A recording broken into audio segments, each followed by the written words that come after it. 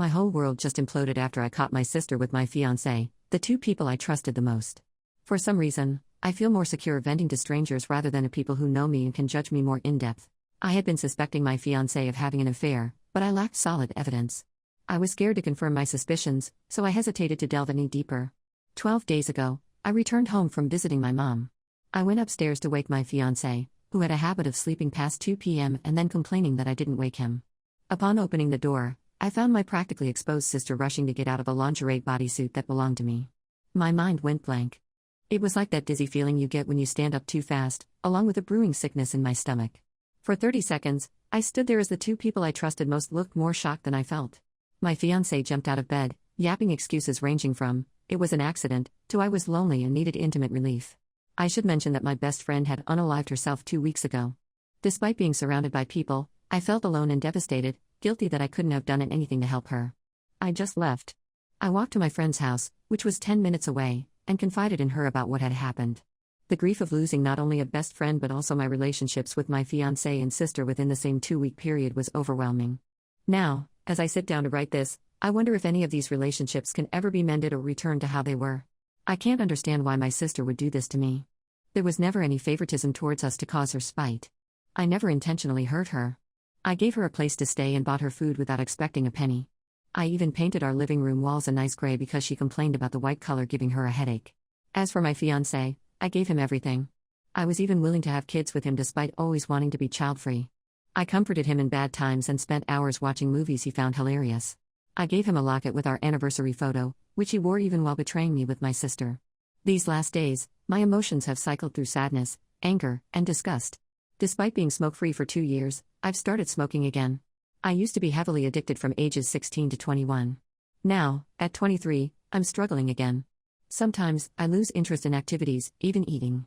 I have to force myself to eat. I'm sleeping almost 17 hours a day and still feel tired constantly.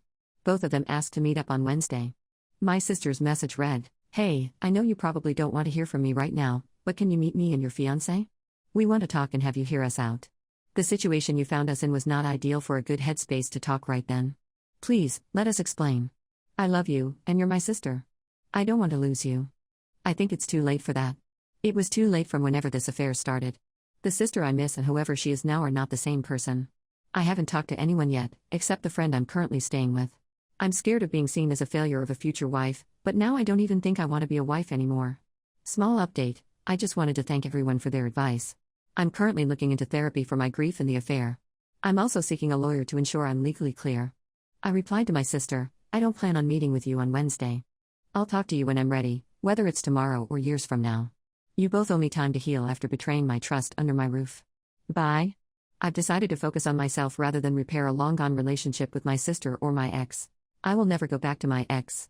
Maybe one day I'll hear him out, but not today. I'm preparing to discuss everything with my family, including my older brother. Update 1 year later, I wanted to log back on because I wanted to thank the people who showed me more kindness than the people I was supposed to trust, and also the people who seemed interested in my life. I can't blame them. When I read something that has some drama, I do become invested. I'll start with myself. I got myself into therapy and began taking care of myself, and myself only. Entering my relationship with my ex, I hadn't noticed how much time I spent taking care of him and neglecting myself and my needs. It was one of those relationships that you didn't notice the faults until you leave and become a sort of specter of what the relationship actually was. I think part of me was so invested in believing he was a good guy because of how past relationships had hurt me before, that I tried very hard to hold on to the idea that I had finally found someone who was different. Loving the wrong person can lead to some pretty devastating consequences, and I just happened to do that exact thing. Whenever I had seen stories before about people staying with their cheating partner, I was so quick to criticize how stupid that would be and thought, what did you expect? When they cheat again, but now that I've been through that, it was eye-opening. It's not easy to just up and leave behind someone you had invested so much love, time, and effort into. Yes, you can lose all love for that person in seconds, but you never lose the feeling of the love you felt before, if that makes sense. After I found out, I did want to try and work it out for many reasons, but through the help of my therapist, she helped me realize that I wanted to stay because after my best friend's death, he was the only thing that felt familiar in the moment. Everyone is growing up and moving away in my life. I was in a position that I felt so alone. But to expect people not to change is to not allow growth. They moved out of my house, and I moved back in. I won't lie, it was pretty lonely. I was so used to other voices in my home that it felt empty. But an empty room is open to hundreds of ideas, in my opinion. I redecorated with the help of friends and some family, and even though I had lost 2 people thanks to them, I was able to make memories that I'll cherish. I won't try and cover up that before I got therapy, I was indeed a wreck. I was just so tired of disappointment from my ex that the cheating was the final blow that knocked me back into reality. My sister's betrayal hurt way worse because we share the same parents, we used to share bunk beds and, without my knowledge, shared the same partner. But I owe them a huge thanks for allowing me to remove people who clearly had no good intentions. I will always love my sister, even though I don't want to, but sometimes there are strings attached to people that just can't be cut, and she is one of them. I'll never welcome her into my home again, but I'll answer the phone if she was at her lowest, even though she was a snake in my garden, doesn't mean she's not my sister. She did try to call a couple of weeks after she had moved out, and at first, I was angry at her. I honestly just wanted to hit her with everything I had, but when I answered and heard her voice, I just felt sorry for her. Everyone in my family knew how terrible she was, and just for some pleasure, she ruined the last relationship that was trying to help her. I just think she's a very self-destructive person that will never learn. They were constantly staying at different friends' houses because they couldn't afford to rent anywhere.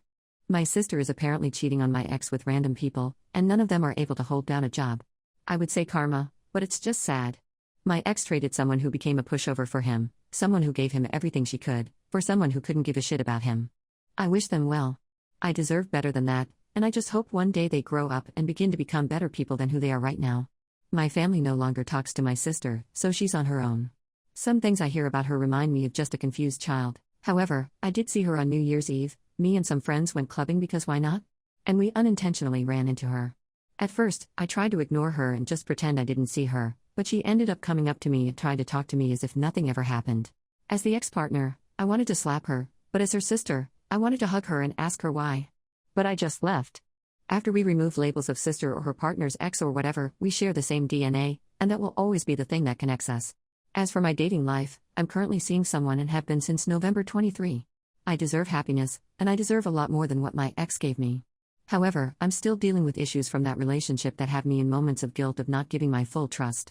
I'm happy that he understands and listens to me when I have concerns, but I don't want to constantly live with issues I carry because of someone else. We're taking it slow, and he always reassures me. He's a good guy, and I'm happy he's in my life. I will find my peace with the situation eventually, but I'll have to work to get to that point, and that's okay. Sorry for the whole ramble, but this is still sort of a vent post. I have a lot of mixed emotions that I haven't been able to untangle.